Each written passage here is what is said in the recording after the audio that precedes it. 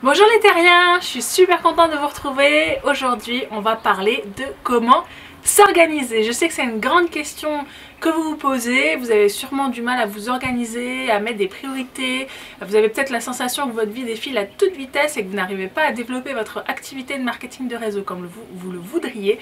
Donc on va voir comment moi personnellement je m'organise et comment j'ai réussi à reprendre le contrôle de mon temps.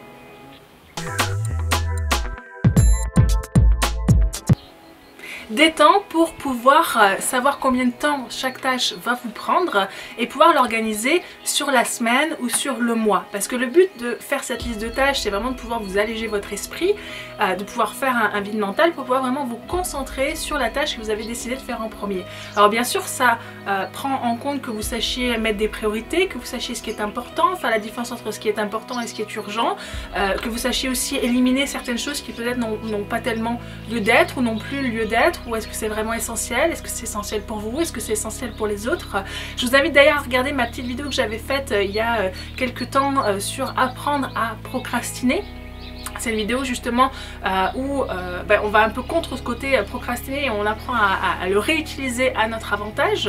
Donc voilà, je vous invite à la regarder si vous avez du mal à mettre des priorités sur vos tâches et si vous avez l'impression que tout est important. Une fois que vous avez fait ça, vous allez prendre un rythme, vous allez prendre une habitude. Alors ça faites-le tous les matins d'autres tâches peuvent s'ajouter. Organisez-vous aussi votre journée en fonction des tâches que vous avez mis en priorité, du temps que ça va vous prendre.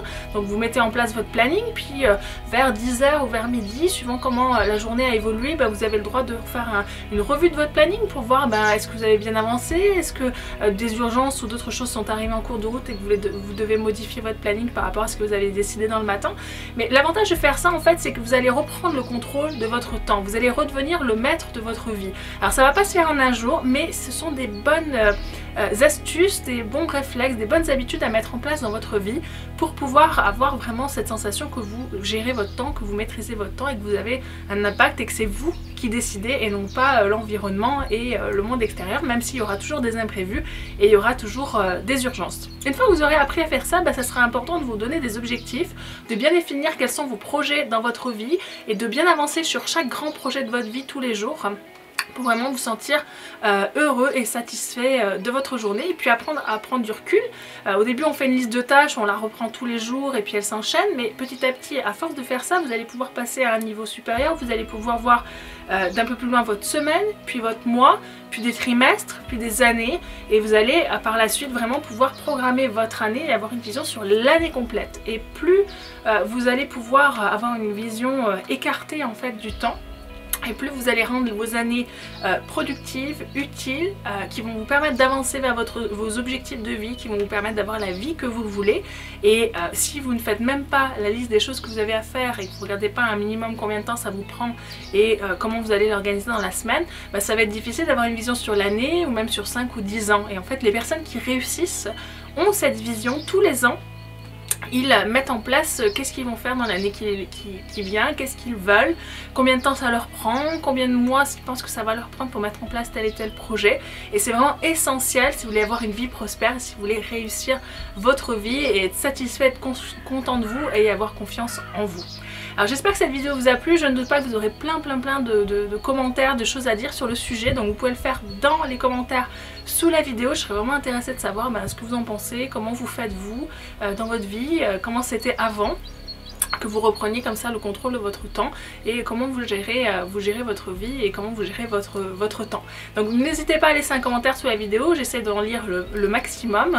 Pensez à cliquer j'aime puisque ça indiquera que vous aimez cette vidéo. Pensez à la partager également, je pense que ça peut aider beaucoup de personnes qui ont du mal à s'organiser.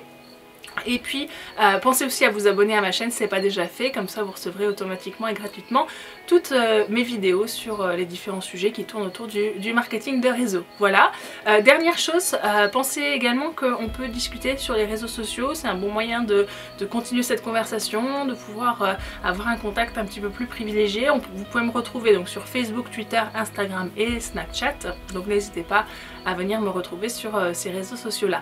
Voilà, que dire de plus? Viva la prospérité et organisez-vous bien. Ciao, bye bye. Il y a quelques semaines, je vous avais fait une vidéo qui portait sur les 5 livres essentiels dans le marketing de réseau à avoir lu, à connaître, qui était vraiment la base de la base. Et je vous avais parlé d'un livre qui s'appelle L'entreprise du 21e siècle. C'est un livre qui a été écrit par Robert Kiyosaki et Marco et moi on n'avait pas envie d'en rester là parce que Kiyosaki c'est vraiment quelqu'un d'extraordinaire qui a écrit vraiment des super bouquins, donc on voulait vous en dire quelques mots supplémentaires.